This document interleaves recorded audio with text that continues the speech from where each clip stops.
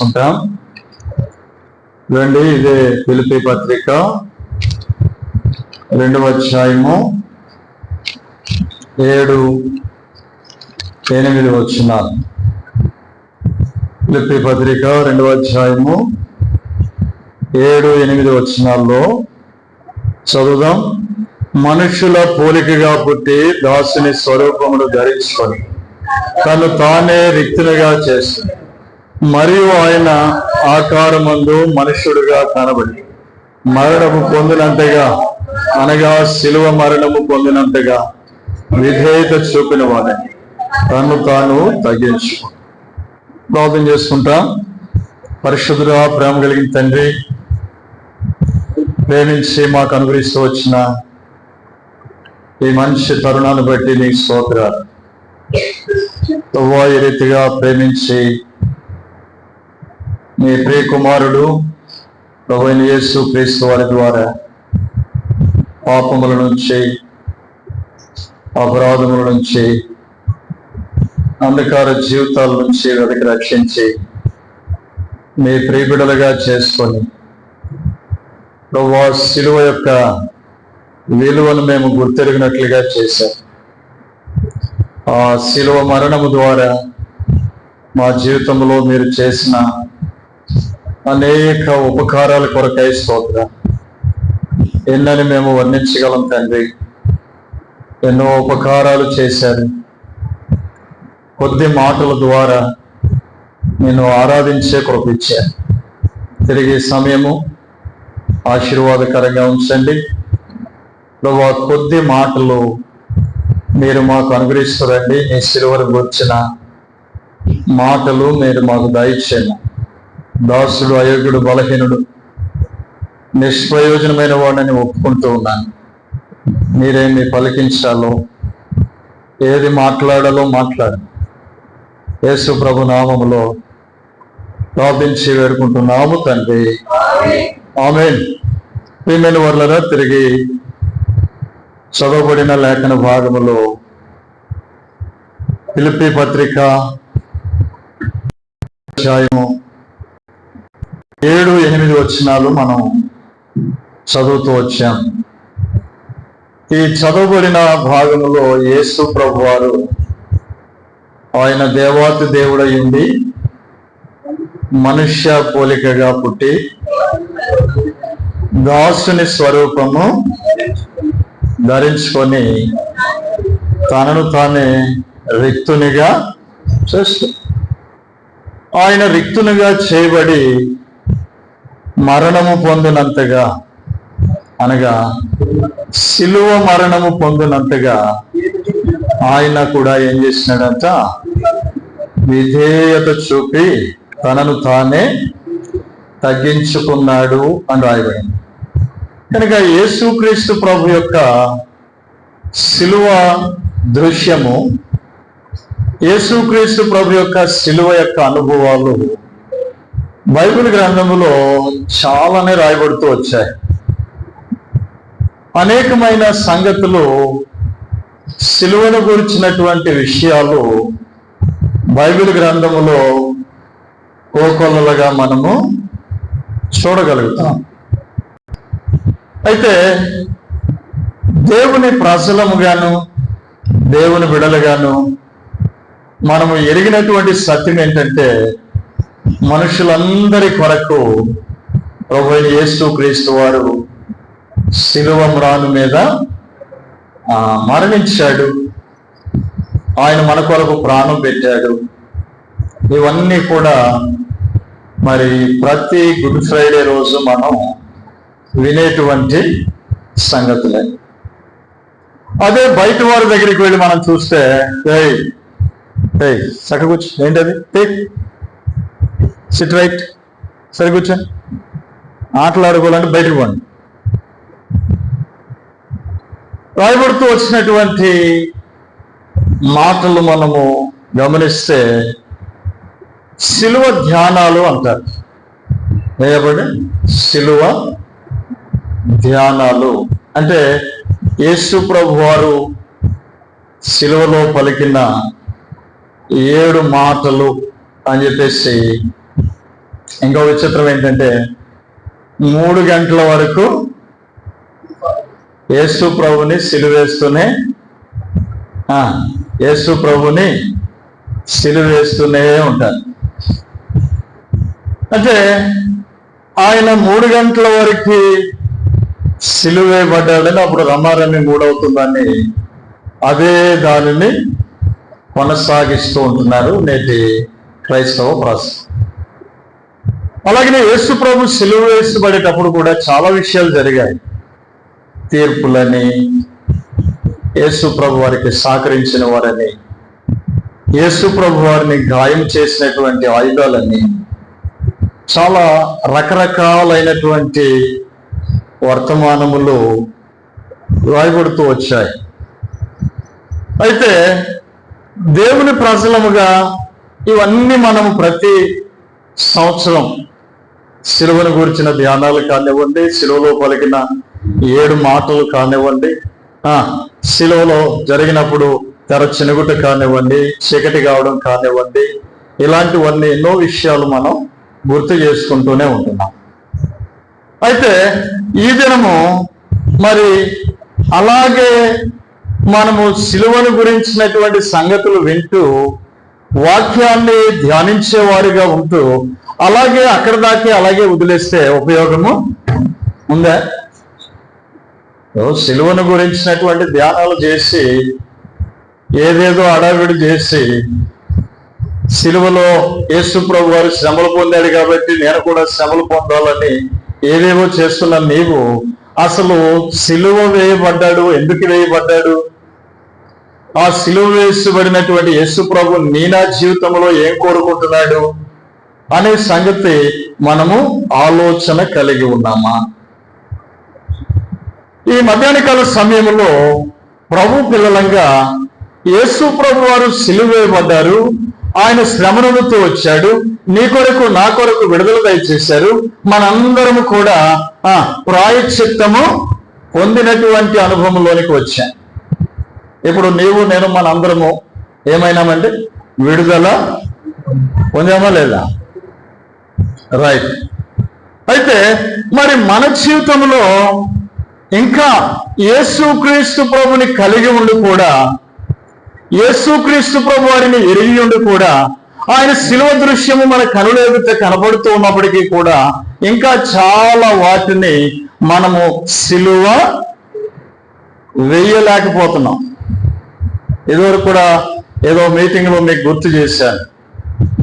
ఒక మనుష్యుడు, ఒక విశ్వాసి తన యొక్క జీవితంలో యేసు ప్రభు వారితో పాటు మనము కూడా కొన్నిటిని ఏం చేయాలండి? ఏం చేయాలా? సిలువ వేయాలా? ఒకవేళ మన జీవితంలో అలాంటి వాటిని సిలువ వేయకుండా క్రైస్తవులుగా కొనసాగుతూ ఏదో గుడ్ ఫ్రైడే రోజు మాత్రము ఆరాధన చేసేసి గుడ్ ఫ్రైడే రోజు మాత్రము కొంత బాగుపడిపోయి వెళ్ళిపోతే ప్రయోజనము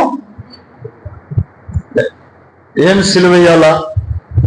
ఏమి సిలువేయాలని వాక్యము సెలవిస్తా ఉంది. రండి, ఒక 5 సంగతులు మనము జ్ఞాపకం చేసుకుంటాం. ఈ 5 సంగతులను నీ విశ్వాస జీవితంలో, క్రైస్తవ జీవితంలో నీవు సిలువ వేసినట్లయితే దేవుడు యేసుక్రీస్తు ప్రభువారు సిలువ మరణము పొందిన దానికి గొప్ప విలువ అనేది ఉంటుంది. చూడండి, మొట్టమొదటిగా ఏమి సిలువేయాలని దేవుడు కోరుతూ ఉన్నాడు. రండి, రోమాపత్రిక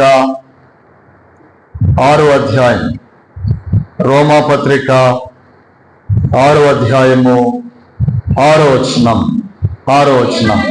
ఏమనగా మనం ఇంకను పాపమునకు దాసులము కాకున్నటకు పాప శరీరము నిరర్థకమగునట్లు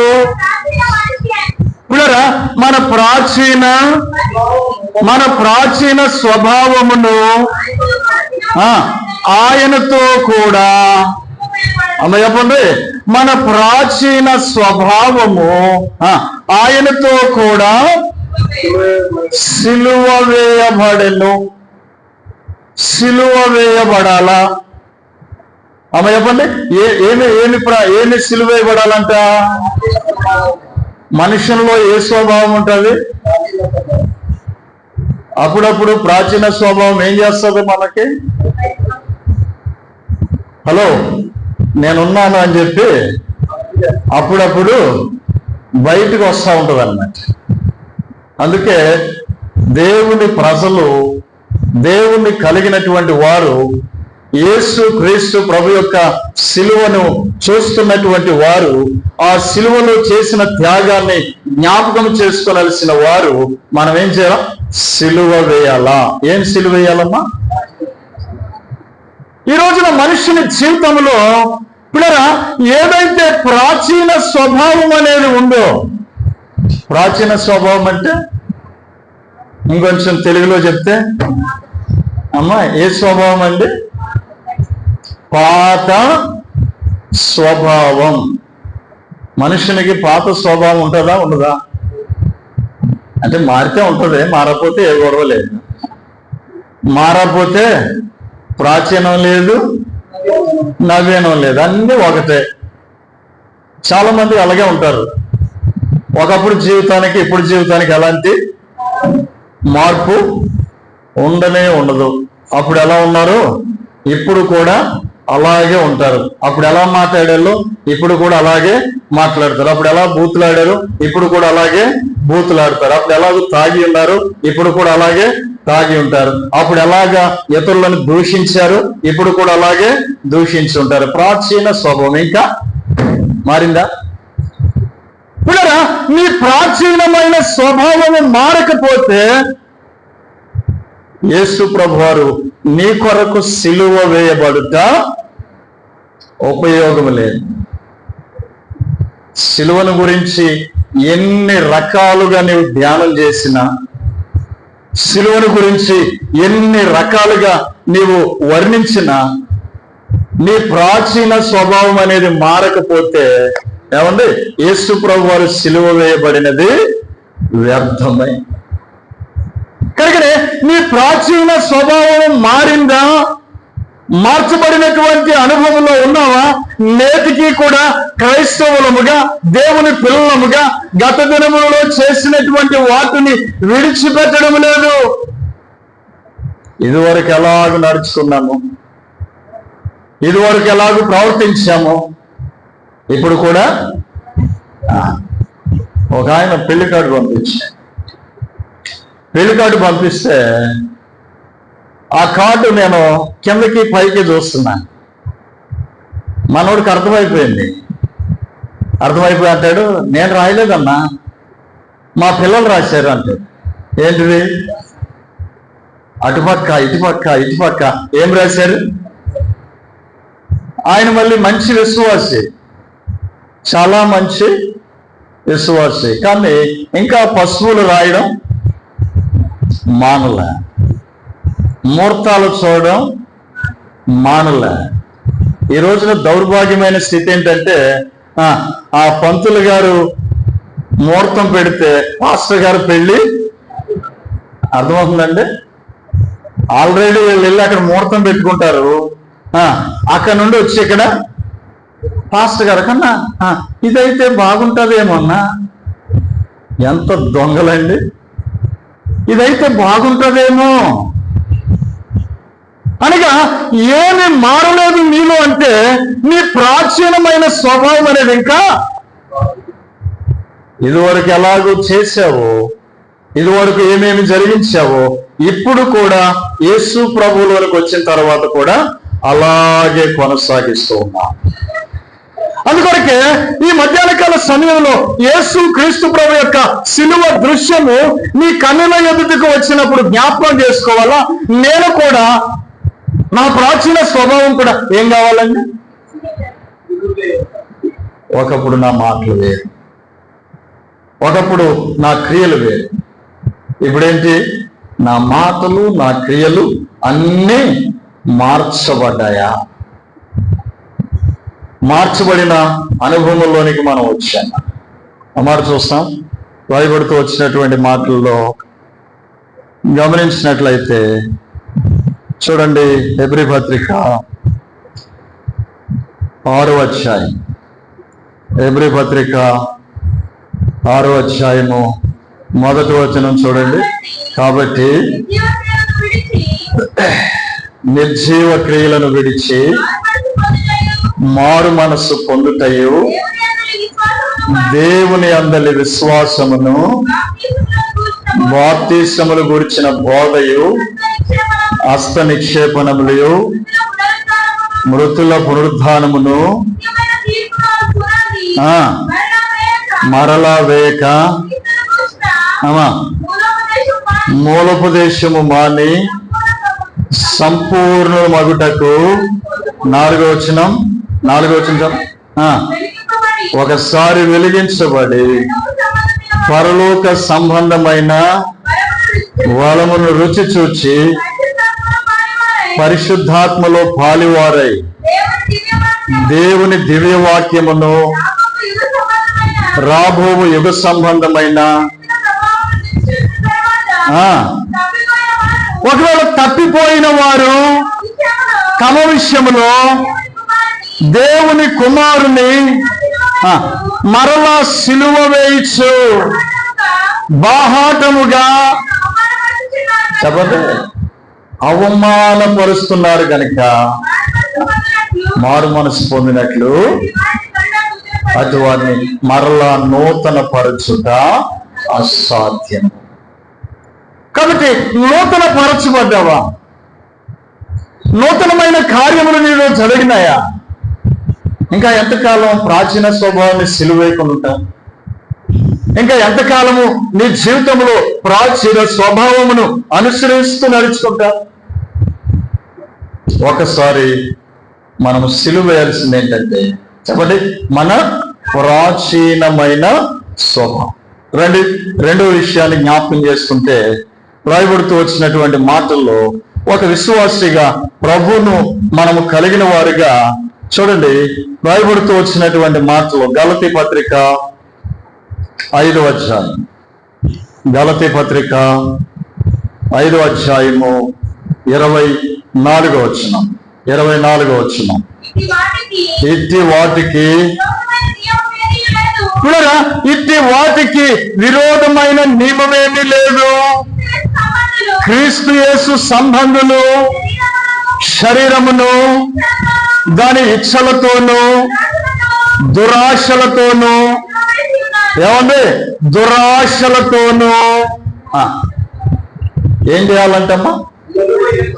దురాశలను నేను ఆ జీవితంలో సిలువ వేయాలా? మనిషినికి చాలా ఆశలు ఉంటాయి. ఆశ లేని మనుషులు ఎవరైనా ఉంటారండి? నాకు ఏ ఆశ లేదండి అని చెప్పి ఎవరైనా అంటారా? ప్రతి మనిషినికి ఏదో ఒక ఆశ అనేది ఉంటుంది. అయితే దురాశ అంటే ఏంటి? బైబిల్ ఏం చెప్తా ఉంది? దురాశ గర్భము ధరించి ఏం కనదంట? పాపమును కనదుగా. దురాశ అంత నాకే కావాలా? ఏం ఆశ అండి ఇది? మా దగ్గర చాలా ఏళ్ళ క్రితం గోదావరి వచ్చింది. గోదావరి వస్తే హెలికాప్టర్లో ఆహారం వేస్తున్నాడు. పులిహోర పొట్టలో వేస్తారు. ఒక్కొక్క బస్తాలు 50 ఉంటాయి. మేము ఆ గోదావరి ప్రభావానికి కొండపైకి వెళ్ళిపోతాము. చాలా చిన్నోండి నేను. ఆ కొండపైకి వెళ్ళిపోయినప్పుడు గవర్నమెంట్ వాళ్ళు ఏం చేస్తారంటే ఎక్కడెక్కడ ప్రజలు ఉన్నారో చూసి వాళ్ళకి ఆహార పొట్టలో వేస్తూ ఉంటారు. అలాగే ఒక రోజు ఆహారం వేస్తూ ఉంటే ఒక ఆయన చాలా దగ్గరగా వచ్చింది హెలికాప్టర్. వెళ్ళిపోయి పడిన తర్వాత తీసుకుంటారు జనరల్గా అందరూ. ఆయన ఏం చేశాడు తెలుసా? ఒకసారిగా ఇలా పట్టేసుకున్నాడు. ఎక్కడి నుండి వస్తున్నాయి ఆహార పొట్లాలు? ఎక్కడి నుంచి వస్తున్నాయి? హెలికాప్టర్ నుంచి పడతా ఉంటే ఈ మనుష్యుడు నాకు ఒక్కడికే కావాలా అన్నట్టుగా ఎదురుగా వెళ్ళి పట్టేసుకున్నాడు. నెత్తి మీద పడిపోయింది. ఈ రోజుకి కూడా అంటే చచ్చిపోయినట్టున్నాడు ఈ మధ్య.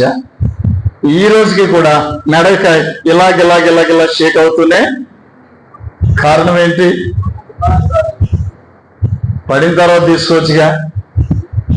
లే, ఏం చేయాలా? అందరికంటే ముందు అన్నీ నాకే కావాలా?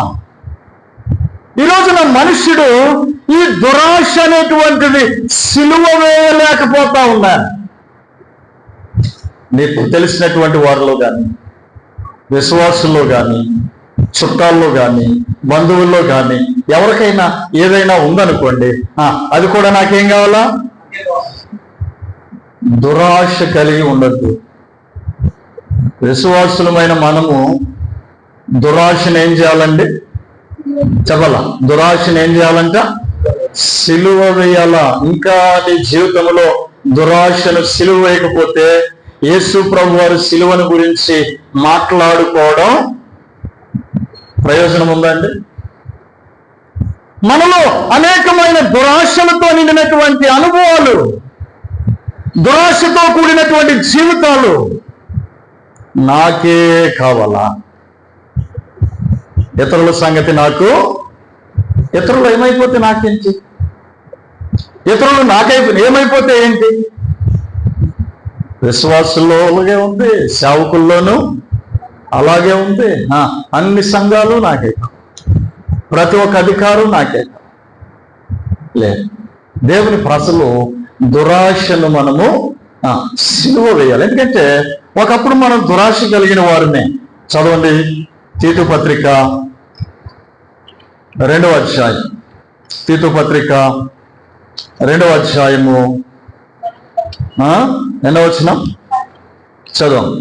2:12. మనము ఇహలోక సంబంధమైన దురాశలను విసర్జించి శుభప్రదమైన నిరీక్షణ నిమిత్తము, అనగా మహాదేవుడును మన రక్షకుడునైనా యేసుక్రీస్తు మహిమ యొక్క ప్రత్యక్షత కొరకు ఎదురు చూస్తూ. ఒకప్పుడు అంటే మన అందరం ఎవరమంటే చెప్పాలా? దురాశను అనుసరించిన వాళ్ళమే. ఒక ఆయన ఎవరు రాజు దగ్గరికి వచ్చారు. రాజు దగ్గరికి వచ్చి అడిగాడంట, నాకు భూమి కావాలని అడిగాడు. భూమి కావాలంటే ఆ రాజు చెప్పాడండి ఏమని చెప్పాడండి? ఇదిగో నీ కళ్ళ ఎదుట ఎంత దూరం అయితే నువ్వు పరిగెడతావో, నువ్వు కళ్ళ ఎదుట ఎంత దూరం అయితే నువ్వు పరిగెడతావో ఆ యొక్క భూమంతా నీదే అవుతుంది అని చెప్పాడంట. ఇదేంటి డిస్టాన్సరంగా తిరిగేస్తున్నాడా? ఏం పేరు నీ పేరు? రవితేజ. కుదురు కూర్చో, మళ్ళీ పైకి లేచావనుకో పట్టుకోండి, కూర్చోబెట్టండి పట్టుకొని. సరే, ఎప్పుడైతే నువ్వు నడవగలిగినదంతా నీకేస్తానని చెప్పాడు, మనుషుల్లోకి ఏమొచ్చేస్తుంది? దురాశ వచ్చేసి మెల్లగా మొదలెట్టాడంట. నడవడం మొదలెట్టి ఇంక లాభం లేదని ఏం చేస్తున్నాడు? పరిగెట్టడం మొదలెడుతున్నాడు. ఎంత దూరం పరిగెట్టాడు! ఆయన అనుకుంటున్నాడు, నేను పరిగెడుతున్నటువంటి స్థలం అంతా నాదే అయిపోతుంది. వెరీ హ్యాపీ అయిపోయింది హృదయంలో. ఈ భూమి అంతా నాదే. పరిగెత్తి అలసిపోయినాడు. దాహం అయిపోతుంది, పడిపోయినాడు. ఇమీడియట్గా అక్కడే చచ్చిపోయాడు. అప్పుడు ఆయన అన్నాడు, వీడికి ఎంత కావాలా? ఒక 6 అడుగులు చాలు, ఏమి ఎక్కువ అవసరము లేదు. మనుషునికి దురాశ ఉంటే ఆ దురాశ అనేది గర్భము ధరించి ఏమి కంటారంట? పాపమును కంటది. కనుక దురాశను మనుషుడు ఏం చేయాలా? సిలువ వేయాలా. ఒకటి చెప్పండి, ప్రాచీన స్వభావమును సిలువ వేయాలి. రెండవది దురాశను సిలువ వేయాలా. రండి, మూడో విషయాన్ని మనం గుర్తు చేసుకుంటే రాయబడుతూ వచ్చినటువంటి మాటల్లో గలతీ పత్రిక 2వ అధ్యాయము 20వ వచనం. వినరా, నేను క్రీస్తుతో కూడా ఏమని చెప్పండి, నేను క్రీస్తుతో కూడా ఏమై ఉన్నాడంట? ఎవరు సిలువ వేయబడాలా? ఏమండి, ఈ రోజున దేవుని ప్రసలంగా సిలువను గురించి ధ్యానం చేయాలా? సిలువలో పలికిన మాటలు పలకాలా? అవి పలికినంత మాత్రం ఏమీ ఉపయోగము ఉందా? ముందు నీవు సిలువ వేయబడాలా. నీలో ఉన్నటువంటి ప్రాచీన స్వభావము సిలువ వేయబడాల. నీలో ఉన్నటువంటి దురాశలు సిలువ వేయబడాల. ఎక్కడంటాడు, నేను క్రీస్తుతో కూడా. ఈ రోజున మనుషునికి నేను అనే స్వభావం ఏం కావడం లేదండి, సిలువ వేయబడ్డంలా. నేను నేను నేను లేకపోతే అవుతుందా? నేను లేకపోతే జరుగుతుందా? నేను వెళ్ళకపోతే జరుగుతుందా? కొంతమంది చెప్తారు, అసలు మేమండి ఏం చేశాం,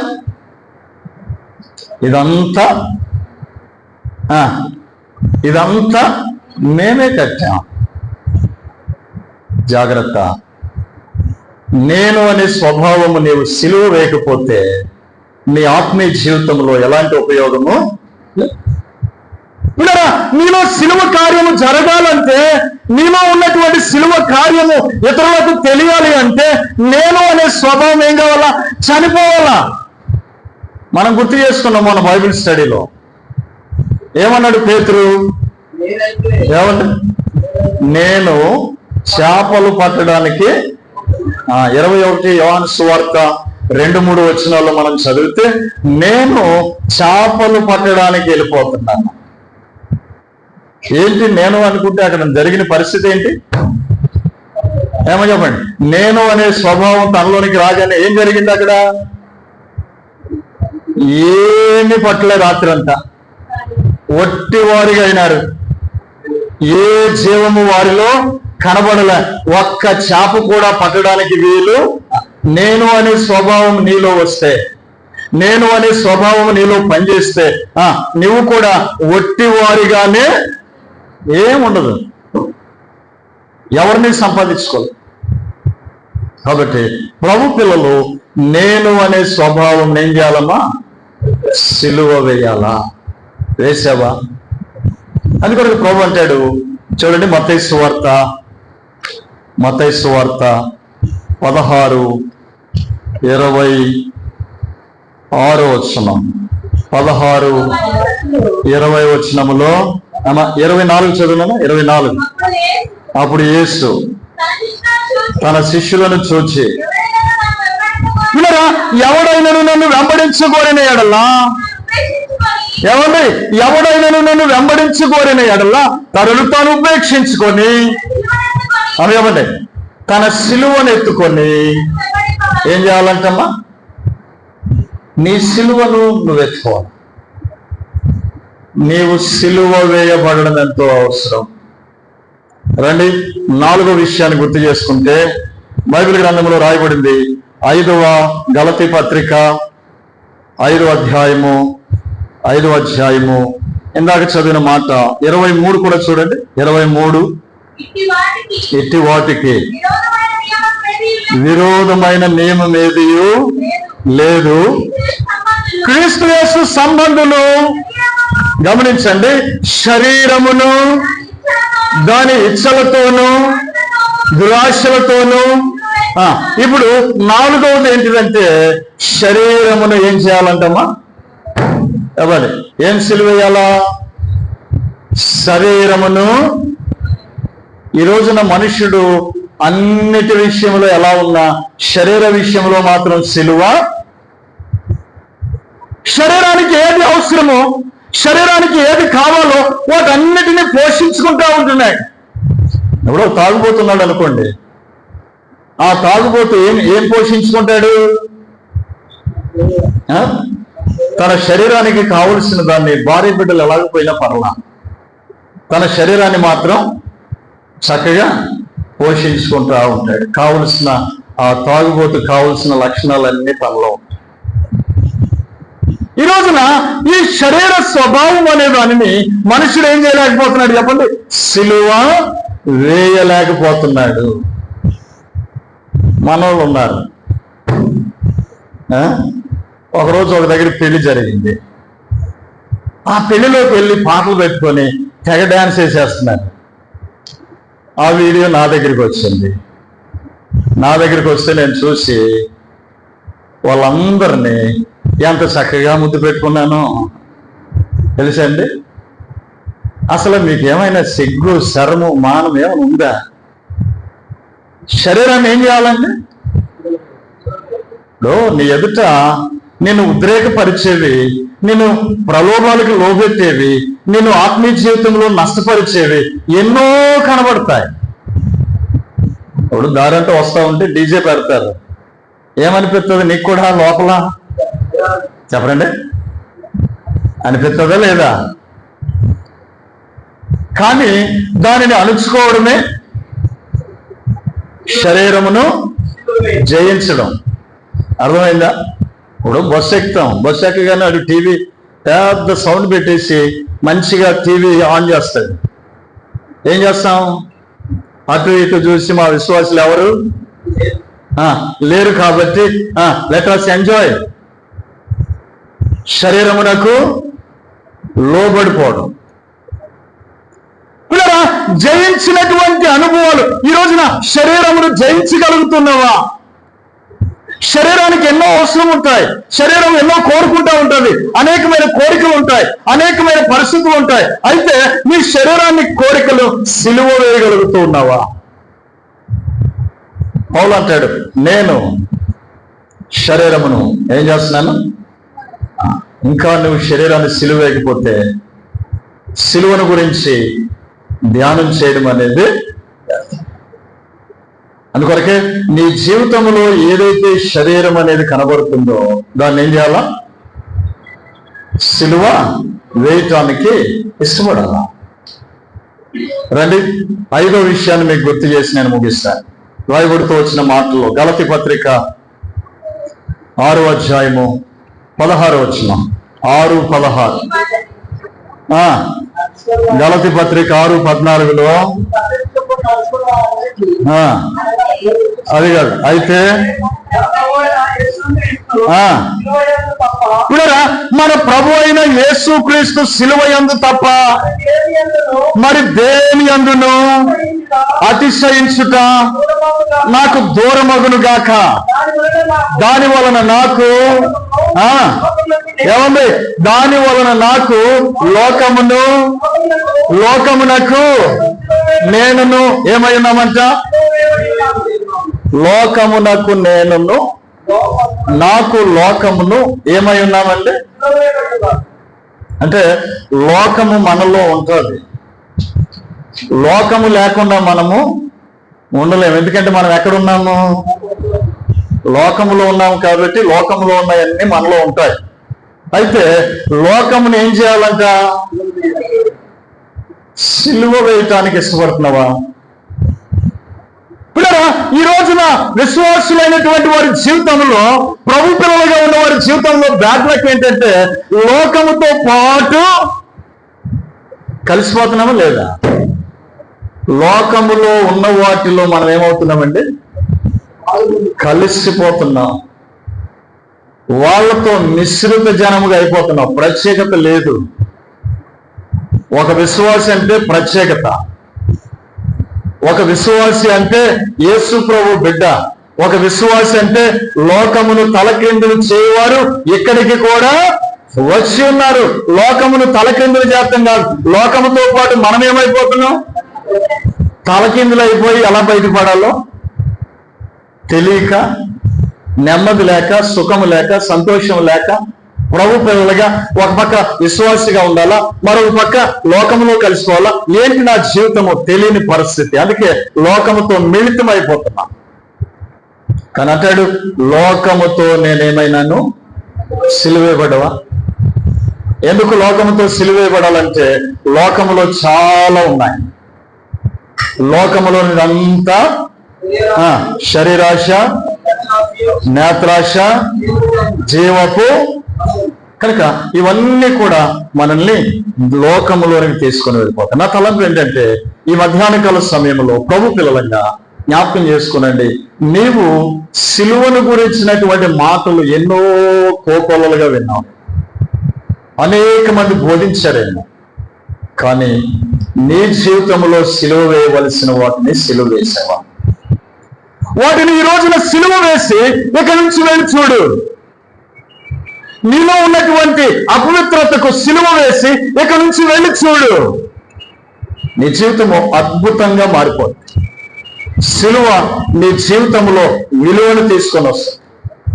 అందుకొరకు యేసు ప్రభు అన్నాడు, ఆయన మనుష్య రూపమును ధరించుకొని దాసుని స్వరూపముగా మార్చబడి చెప్పండి మన కొరకు సిలువ మరణము పొందినంతగా ఆయన విధేయత. ఆ సిలువ కార్యం నీలో జరిగితే నీవు, నేను, మనందరము కూడా చెప్పండి ఈ ప్రాచీనమైన వాటన్నిటినీ కూడా ఏం చేయాలా? సిలువ వేయాలా. ఒకవేళ ఇంకా అలాగే వేస్తాం. ఏదైనా యేసుక్రీస్తు ప్రభు ఎదుట నీ పాపములను ఒప్పుకొని సిలువ వేయబడ్డానికి ఇష్టపడి ప్రాచీనమైన వాటన్నిటిని వదిలిపెట్టి తీసివేసుకొని యేసు ప్రభు నా హృదయంలోనికి రా, నీ సిలువ కార్యము నాలో జరిగించను ఒక్క మాట ప్రభుని అడుగు. ప్రభు నిన్ను క్షమిస్తాడు, తన బిడ్డగా చేసుకుంటాడు, తన కృప నీకు దయచేస్తాడు. అతి కృప ప్రభు మనకు దయచేయనుగాక. ప్రార్థన చేసుకుంటాము. ప్రార్థనలోనికి మనము